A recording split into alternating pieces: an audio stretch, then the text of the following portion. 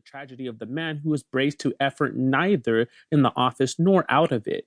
And to this man, this book is primarily addressed. But, says the other and more fortunate man, although my ordinary program is bigger than his, I want to exceed my program too. I am living a bit. I want to live more, but I really can't do another day's work on the top of my official day. The fact is, I, the author, ought to have foreseen that I should appeal most strongly to those who already had an interest in existence. It is always the man who has tasted life who demands more of it, and it is always the man who never gets out of bed who is the most difficult to rouse. Well, you of the minority, let us assume that the intensity of your daily money getting will not allow you to carry out quite all the suggestions in the following pages. Some of the suggestions may yet stand. I admit that you may not be able to use the time spent on the journey home at night, but the suggestion for the journey to the office in the morning is as practicable for you as for anybody, and that weekly interval of 40 hours from Saturday to Monday is yours just as much as the other man's, though a slight accumulation of fatigue may prevent you from employing the whole of your HP upon it.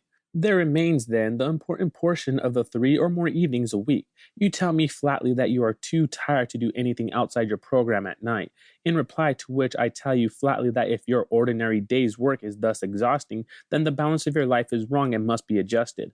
A man's powers ought not to be monopolized by his ordinary day's work.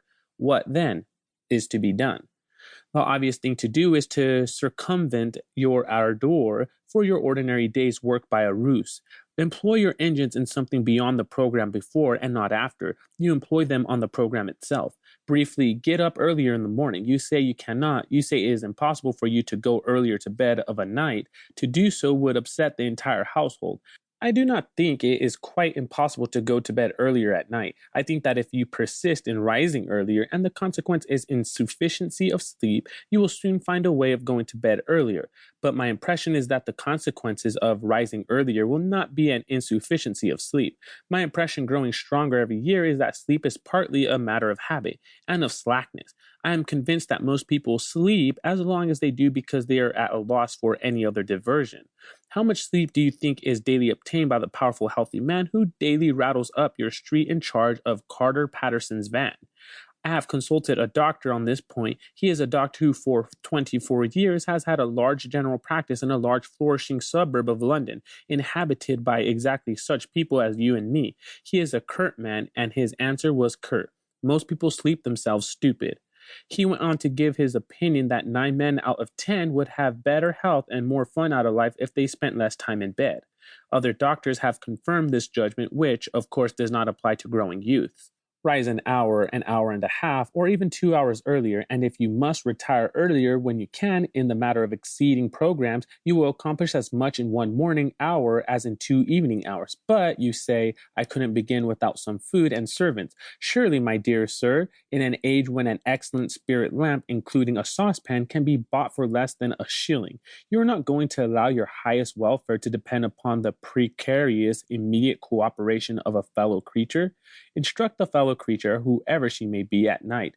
Tell her to put a tray in a suitable position overnight. On that tray, 2 biscuits, a cup and saucer, a box of matches, and a spirit lamp. On the lamp, the saucepan. On the saucepan, the lid, but turned the wrong way up. On the reverse lid, the small teapot containing a minute quantity of tea leaves. You will then have to strike a match. That is all. In 3 minutes, the water boils, and you pour it into the teapot, which is already warm. In 3 more minutes, the tea is infused. You can begin your day while drinking it. These details may seem trivial to the foolish, but to the thoughtful, they will not seem trivial. The proper wise balancing of one's whole life may depend upon the feasibility of a cup of tea at an unusual hour. A.B. 1. The Daily Miracle. Yes, he's one of those men that don't know how to manage. Good situation, regular income, quite enough for luxuries as well as needs. Not really extravagant, and yet the fellow's always in difficulties. Somehow he gets nothing out of his money. Excellent, flat, half empty. Always looks as if he'd had the brokers in. New suit, old hat, magnificent necktie, baggy trousers, ask you to dinner, cut glass, bad mutton, or Turkish coffee, cracked cup. He can't understand it. Explanation simply is that he fritters his income away. Wish I had the half of it. I'd show him. So we have most of us criticized.